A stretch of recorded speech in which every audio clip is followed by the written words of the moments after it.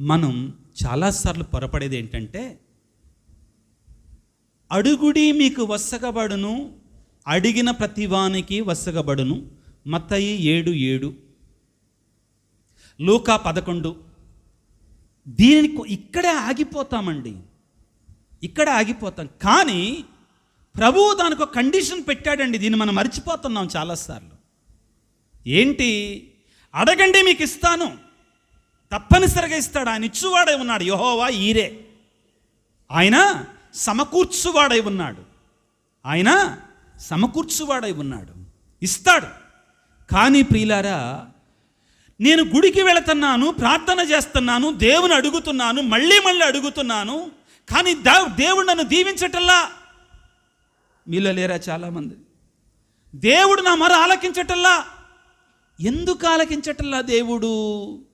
There is an if condition there. అక్కడ మీరు ఇది చేస్తే మీకు ఇస్తానంటాడండి ఒక మాట. మనం చేయాల్సింది ఏమిటంట? ఇప్పుడు చదవం మరొకసారి. నా యందు మీరు మీ యందు నా మాటలు నిలిచి ఉన్నచో, మీరు ఏమి కోరినను అది మీకు వసగబడును. జాగ్రత్తగా వినండి పిల్లారా. మీ యందు ఏముండాలి? యేసయ్య మాటలు నిలిచి ఉండాలి. Hallelujah, praise the lord, praise the lord. మీరు ఏ పాడు పనన్నా చెయ్యండి, మీరు ఎలాగన్నా జీవించండి, మీరు అడగగానే ఇచ్చేస్తానన్నాడండి. అన్నాడమ్మా, అన్నాడయ్యా. ఏమన్నాడు? మీరు నాయందును, మీ యందు ఏముండాలి? దేవుని మాటలు ఎలాగుండాలి? నిలచి ఉండాలి. నిలచి ఉండటం అంటే ఏంటి? పాటించాలి. ఇది లేకుండా దేవుడు నన్ను దీవించాలంటే జరిగే పని కాదో. నో, మనం దేవుని యొక్క ఆజ్ఞలను పాటిస్తేనే మనం ఫలిస్తాం. దేవుని యొక్క ఆజ్ఞలని మనం పాటిస్తేనే దేవుని దీవెనలో. అలా కాకుండా ప్రియులకు దేవుని బిడ్డలారా, ఇక్కడ మనందరం గుర్తుపెట్టుకోవాల్సింది ఏంటంటే, ఆయన ఆజ్ఞలను పాటించకుండా రక్షణ లేదు. ఈ నూతన కాలంలో ప్రియులారా, నేను కొంచెం లోతుగా వెళ్ళటానికి ప్రయత్నం చేస్తున్నా. అందరూ కూడా మనసు పెట్టి ఉండండి. ఎక్కువ మంది బోధకులు ఏమని చెప్తున్నారంటే, only grace is enough to be saved. Only grace is enough to be saved. నిజమే, నేను గురువుగా అంటున్నా. నా పుణ్యకార్యాలు, నా పవిత్ర కార్యాల ద్వారా దేవుడు నన్ను రక్షిస్తాడంటే దట్ ఈస్ ఇంపాసిబుల్. నేనే ఒప్పుకుంటున్నా. కానీ ప్రియులారా, నీ విశ్వాసం అనేటువంటిది, నీ విశ్వాసం ద్వారా రక్షించబడతావు. కానీ ఆ విశ్వాసానికి తగినటువంటి క్రియలు మనం చెయ్యాలి. కానీ ఈ మధ్య కాలంలో ఒక కథోలిక అబ్బాయిను ఒక 7 వేరే బోధకులు కూర్చొని ఒక చిన్న డిస్కషన్ పెట్టారు. అక్కడ కూడా ఈ టాపిక్ వచ్చిందండి. ఏంటంటే, నేను దేవుని కృప వలన మాత్రమే రక్షించబడతాను, నేను కూడా ఒప్పుకుంటాను. కానీ దానికి తగినటువంటి క్రియలు లేకపోతే,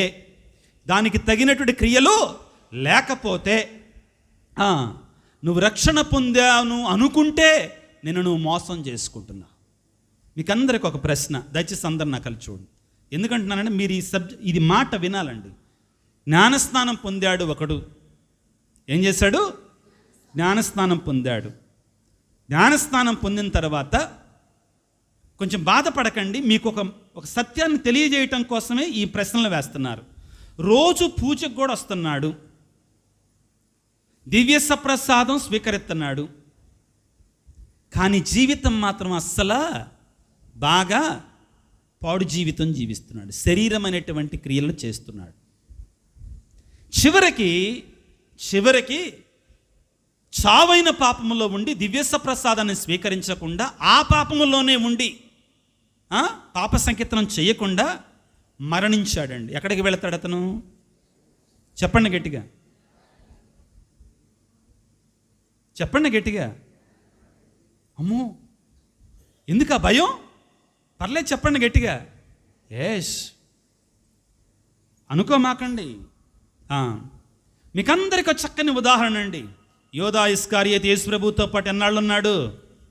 3.5 సంవత్సరాల పాటు ఉన్నాడు. యేసు ప్రభు వాక్యాలు విన్నాడా లేదా? విన్నాడండి. యేసు ప్రభువుతో పాటు కలిసి జీవించాడా లేదా? జీవించాడండి. యేసు ప్రభువు కడరాత్రి భోజనంలో ప్రేమాజ్ఞ ఇచ్చినప్పుడు అక్కడ ఉన్నాడా లేదా? ఉన్నాడండి. కాళ్ళు గడిగినప్పుడు ఉన్నాడా లేడా? ఉన్నాడండి. యేసు ప్రభు యొక్క పవిత్రమైన పాత్రలో ప్రియులారా ఇది నా శరీరం అని పలికినప్పుడు దానిలో ముంచి యేసు ప్రభు అతనికి ఇచ్చాడా లేదా? ఇచ్చాడండి, తీసుకున్నాడండి. కానీ వెళ్ళి ఉరేసుకొని తనను తాను నాశనం చేసుకున్నాడు. ప్రియ దేవుని బిడ్డలారా, ఎందుకని ఈ మాటలు చెప్తున్నాను అంటే ప్రభు ఏమంటున్నాడంటే నేను ఇస్తాను మీకు, కానీ మీరు నా వాక్యానుసారంగా ఏం చేయాలి? జీవించాలి. హల్లెలూయా, హల్లెలూయా, హల్లెలూయా. ఏమిటి దేవుని యొక్క వాక్యానుసారముగా జీవించటం అంటే? దేవుని యొక్క వాక్యానుసారముగా జీవించటం అంటే ఏమిటి? ముగించుకోవడానికి ప్రయత్నం చేద్దాం ప్రియులారా. యోహాను సువార్త 15వ అధ్యాయము, యోహాను సువార్త 15వ అధ్యాయం 11వ వచనాన్ని చదువుకుందాం. నా ఆనందము మీ యందు ఉండవలెనని, మీ యందు ఉండాలని, మీ ఆనందము పరిపూర్ణము కావాలనని. చక్కటి మాటలండి. Hallelujah, hallelujah, praise the lord, praise the lord. సగం ఆనందం వద్దంటండి. ఏ ఆనందం కావాలి? పరిపూర్ణమైన ఆనందం. సమృద్ధిగా ఇచ్చువాడు, పరిపూర్ణంగా దీవించే దేవుడు మన దేవుడు. హల్లెలూయా, ప్రైజ్ ది లార్డ్. మీ ఆనందం పరిపూర్ణము కావాలనని నేను మీతో ఈ విషయములు చెప్పుచున్నాను. ఎలా అవుతుందండి ఆ ఆనందం పరిపూర్ణం? ఇప్పుడు చదువుదాం గట్టిగా. నేను మిమ్ము ప్రేమించినట్లునే మీరును ఒకరినొకరు ప్రేమించుకొనుడు. ఇదియే నా ఆజ్ఞ. హల్లెలూయా. ప్రభు ఎప్పుడు చెప్పాడండి ఈ మాట? యేసు ప్రభు కడరాత్రి భోజనంలో చెప్పినటువంటి మాటలండి ఇవన్నీ కూడా. ఎప్పుడు చెప్పినవి? కడరాత్రి భోజనంలో చెప్పిన మాట. ఆశ్చర్యం ఏంటంటే మనం ఇప్పుడు చదువుకున్న మాటలే మరొక చోట కొంటే ఎగ్జాక్ట్గా ఆ మాటలే ఉంటాయండి. పొల్లు పోకుండా ఆ మాటలే ఉంటాయండి. చదువుకుందాం. యోహాను సువార్త 13వ అధ్యాయం 34 నుంచి చదువుకుందాం పిల్లారా. యోహాను సువార్త 13:34. నేను మీకు ఒక నూతన ఆజ్ఞను ఇచ్చుచున్నాను, మీరు ఒకరినొకరు ప్రేమింపుడు. ఇప్పుడు చదవండి అమ్మా. నేను మిమ్ము ప్రేమించినట్లే మీరును ఒకరినొకరు ప్రేమించుకొనుడు. 12వ వచనం ఏమంటుంది? 15:12. నేను మిమ్ము ప్రేమించినట్లే మీరును ఒకరినొకరు ప్రేమించుకొనుడు. ఇదే నా ఆజ్ఞ, ఇదే నా నూతన ఆజ్ఞ. ప్రియులారా, క్రైస్తవులకి సవాలు ఏంటంటే ప్రేమించటం కాదు. క్రైస్తవులకి యేసు ప్రభు విసిరినటువంటి సవాలు ఏమిటి అంటే ప్రేమించటం కాదు. ప్రేమలు చాలా రకాలు ఉన్నాయండి. గ్రీకు తత్వశాస్త్రం ప్రకారం 7 రకాల ప్రేమలు ఉన్నాయండి. వాటిల్లో 3 రకాల ప్రేమల గురించి ఎక్కువ మాట్లాడతామండి. ఎరోటిక్ లవ్ ఏంటండి? Erotic love, philia love, agape love. 7 రకాల ప్రేమలు ఉన్నాయి. మనకు అర్థం కావట్లేదు 3 రకాల ప్రేమల గురించి మాట్లాడాలి. ఎరోటిక్ లవ్ ఏంటంటే ఆకర్షణతో కూడినటువంటి ప్రేమ, శరీరానుసారం అనేటువంటి ప్రేమ. ప్రియుడు ప్రేమసి మధ్యలో శరీర సంబంధం అనేటువంటి ప్రేమ కిందకు వస్తుందండి. అందులో అసలు నిజంగా ఆ నిజమైనటువంటి బంధం అనేటువంటిది తయారు కాలేదు, పరిపక్వము కాలేదు. It is only infatuation, it is not true love ఒక రకంగా. రెండవది అంటే ఫీలియా, సహోదర ప్రేమ. ఏంటిదండి? సహోదర ప్రేమ. మూడవది అగాపే లవ్, త్యాగపూరితం అనేటువంటి యేసయ్య ప్రేమ లాంటి ప్రేమ. యేసయ్య ప్రేమ లాంటి ప్రేమ. లోకములో చాలా ప్రేమలు ఉన్నాయి ప్రియులకు దేవుని బిడ్డలారా. వాటి గురించి మాట్లాడతల్లా యేసు ప్రభు. వాళ్ళకెళ్ళి చూడొద్దు, నువ్వు చూడాల్సింది నన్ను. నేను మిమ్ము ఏ రీతిగా ప్రేమించానో మీరును ఒకరిని ఒకరు ప్రేమించండి. ఎలా ప్రేమించాడట దేవుడు? ఈనాటి మొదటి పట్టణంలో మనం చదువుకున్నామండి. ఆ మాట చదువుకున్నాం. ఏమిటి? ఆయన తన కుమారుని, దేవుడు అంటండి మన కొరకే తన కుమారుని త్యాగం చేసి, మొదటి పట్టణంలో ఉంటుందండి. చదువుకుని ఇంటికి వెళ్ళి మొదటి యోహాను 4:7 నుంచి చదువుకుంటామండి.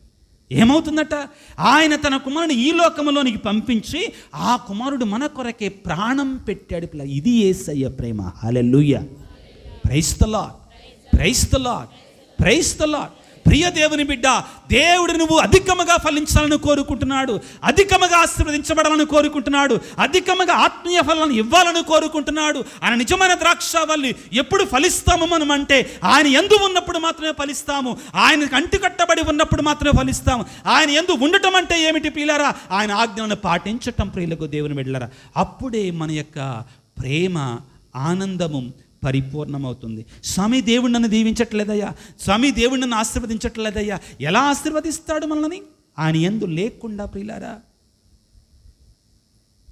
యేసు ప్రభు ఈ రోజున మరొక మాట చెప్తున్నాడు, మీరందరూ కూడా నా ఫ్రెండ్స్గా ఉండాలంటున్నాడు. ఎలా ఉండాలంట? Friends. Who is our good friend? మన నిజమైన స్నేహితుడు ఎవరండి? మన నిజమైన స్నేహితుడు ఎవరు? ఈ లోకపు స్నేహాలు ఎట్టున్నాయంటే, నా ఇంటికి వస్తా నాకేం తెస్తావు, నీ ఇంటికి వస్తే నాకేం ఇస్తావు. రెండు రకాలు నాకే లాభం. నా ఇంటికి వస్తూ నాకేం తెస్తావు, నీ ఇంటికి వస్తే నాకేం ఇస్తావు. ఇలాగున్నాయండి మాయల. అన్ని స్నేహాలు మాయలు అంటలేదు, కొన్ని నిజమైనటువంటి స్నేహాలు ఉన్నాయి, కాదంటలేదండి. ఎక్కువ శాతం ప్రియులకు దేవుని బిడ్డలారా. కానీ ప్రియులకు దేవుని బిడ్డలారా, ఈరోజు ప్రభు అంటున్నాడు, ఏమంటున్నాడు? 2 సార్లు అంటాండి, ఒక్కసారి కాదు. నాకు ఎవరు స్నేహితులు లేరని పదాన్ని తీసి గట్టున పెట్టండి, తీసేయండి. ఎవరైనా కానీ నా స్నేహితులు లేరు అనుకుంటున్నారా? అటనమాకో. ప్రభు అంటున్నాడు, I am your good friend. తల్లి మరచినా తండ్రి మరచినా నేను మాత్రం నిన్ను. వాళ్ళు మరిచిపోతారని కాదు, ఒకవేళ వాళ్ళు మరచినా. ఈ రోజుల్లో జరుగుతున్నాడు. వాక్యాన్ని చదువుకుందాం ప్రియులకు దేవుని బిడ్డ. యోహాను 15:14 చదువుకుందాం. నేను ఆజ్ఞాపించు వానిని పాటించినచో, పాటిస్తే మీరు నా స్నేహితులై యుందురు. Hallelujah, praise the lord, praise the lord. ఇక్కడ ఎవరైనా కానీ ఇంకా యేసు ప్రభు ఈ మాట చెప్పిన తర్వాత కూడా నాకు స్నేహితులు లేరు అని అన్నోళ్ళ ఎవరిన చేతులు పెక, మీరు నా స్నేహితులై ఉంటారు. ఫాదర్ గారు ఉపోద్ఘాతంలో ఒక మాట చెప్పారు, చక్కని మాట. We may be unfaithful but he is always faithful. మనం నమ్మకపాత్రంగా ఉండకపోవచ్చు అండి. తిమోతి పత్రికలో ఉంటుందండి ఈ మాట. మనం నమ్మకపాత్రంగా ఉండకపోవచ్చండి, ఆయన ఎల్లప్పుడూ నీకు నమ్మకపాత్రంగానే ఉంటాడు. మనం ప్రేమించకపోవచ్చండి, ఆయన ప్రేమ మాత్రం కలకాలం మన మీద ఉంటుందండి. ఇది ఆరని ప్రేమ, అది ఆరని ప్రేమ బిడ్డలారా. ఇది మనం తెలుసుకోవాలి. ప్రియమైన బిడ్డ, ఆ ప్రేమ మామూలు ప్రేమ కాదు. ఈనాటికి కూడా తన 2 చేతులను చాచి వెలిగే హృదయముతో, రగిలే హృదయముతో, ఆ దివ్య హృదయం, దివ్య కారుణ్య మూర్తి ప్రియులకు దేవుని బిడ్డలారా, తన డొక్కలో నుంచి ఇంకా రక్తాన్ని, నీటిని మన కొరకై ధారలు ధారలుగా ప్రవహిస్తూనే ఉన్నాడు పిల్లల. తన ప్రేమ అనేటువంటి ఆ యొక్క ప్రేమను ధారపోస్తూనే ఉన్నాడు. నీ హృదయ ద్వారము దగ్గర నిలబడి తలుపు తట్టుచూనే ఉన్నాడో, ఆయన స్వరాన్ని వినో, నీ తలుపు తెరువో. ఆయన నీ స్నేహితుడిగా, నీ ప్రాణ స్నేహితుడిగా నీతో ఉండడానికి ప్రయత్నం చేస్తాడు. నీకు ఎటువంటి ఆపద రాకుండా నేను తన కళ్ళల్లో ఒత్తులు పెట్టుకొని మరీ కాచుకుంటాడు బిడ్డ. హల్లెలూయా, హల్లెలూయా, హల్లెలూయా. ఏమంటున్నాడు? మీరు నా స్నేహితులై ఉండాలి, మీరు నా స్నేహితులై ఉండాలి. అదే మాటని మరలా స్నేహితుల గురించి ప్రభు పలుకుతున్నాడు. ప్రియులకు 16వ వచనాన్ని చదువుకుందాం. మీరు నన్ను ఎన్నుకొనలేదు, మీరు నన్ను ఎన్నుకొనలేదు, కానీ నేను మిమ్ము ఎన్నుకొన్నాను, నేను ఎన్నుకున్నాను. మీరు నా పేరిట తండ్రిని ఏమి అడిగినను ఆయన దానిని మీకు ప్రసాదించుటకు. 15వ వచనం క్షమించండి, ఒక ముందు. తన యజమాని ఏమి చేయును దాసుడు ఎరుగడు కనుక ఇక మీదట నేను మిమ్ములని దాసులని పిలవక స్నేహితులని పిలుస్తానంటున్నాడు. Hallelujah, hallelujah. Praise the lord, praise the lord. We are friends of Jesus. Jesus is our friend. స్నేహితుడు లేడని చెప్పమాకండి, మన ప్రాణ స్నేహితుడు. ఈ లోకములో ఉన్నటువంటి అందరు స్నేహితుల కంటే కూడా నమ్మదగినటువంటి స్నేహితుడు. హల్లెలూయా, హల్లెలూయా. అయితే అక్కడ కూడా ఒక ఇఫ్ కండిషన్ ఉంటుందండి, ఒక చిన్న కండిషన్ ఉంటుందండి. ఏమంటాడు? మీరు నా ఆజ్ఞలను పాటించినట్లయితే, ఆజ్ఞలను పాటించినట్లయితే. ఏ వచనం అండి? 14వ వచనంలో అంటాడు, నేను ఆజ్ఞాపించిన వానిని పాటించినచో మీరు నా స్నేహితులై ఉంటారు. ఏంటండి ఆయన ఆజ్ఞాపించింది? ప్రేమించండి, ప్రేమించండి.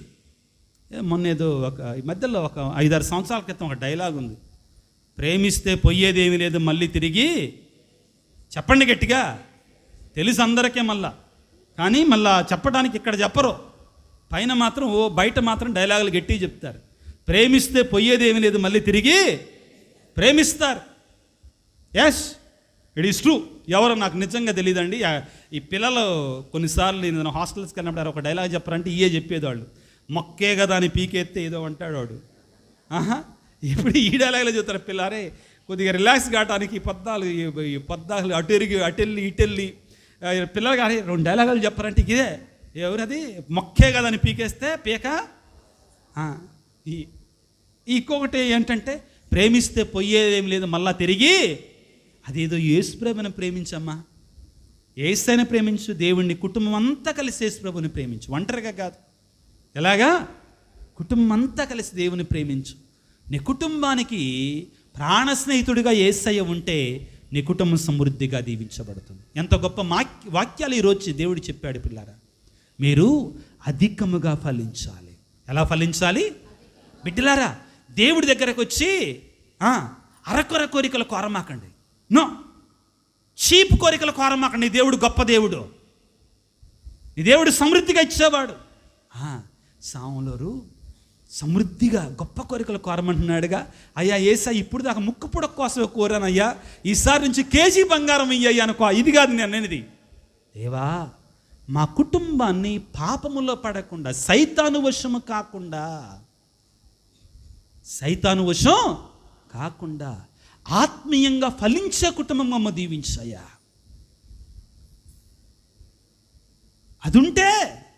అదుంటే మిగిలినవన్నీ కూడా ఇస్తాడండి. మత్తయి 6వ అధ్యాయంలో ఏమంటాడు? మొదట ఆయన రాజ్యమును నీతిని వెతకండి, అప్పుడు మీకు ఏవన్నీ నువ్వు కోరతావు చూడు. ఇక్కడికి వచ్చి ఏంటి ఇంత పొడుగు లిస్టు, అవన్నీ ఇస్తాడు. మొదట నీలో ఏముండాలి? ఆయన రాజ్యము, ఆయన నీతి. First ask for that. దాన్ని అడుగు. దేవుని రాజ్యం అంటే ఏంటి? ఇక్కడ ఏమండి, దేవుని రాజ్యం అంటే ఏంటి? రోమా పత్రికలో చెప్తాడు, పరిశుద్ధాత్మ వసగే నీతి, శాంతి, సమాధానం, సంతోషం. హల్లెలూయా, హల్లెలూయా, హల్లెలూయా. మనం దేవుని అడగాలి.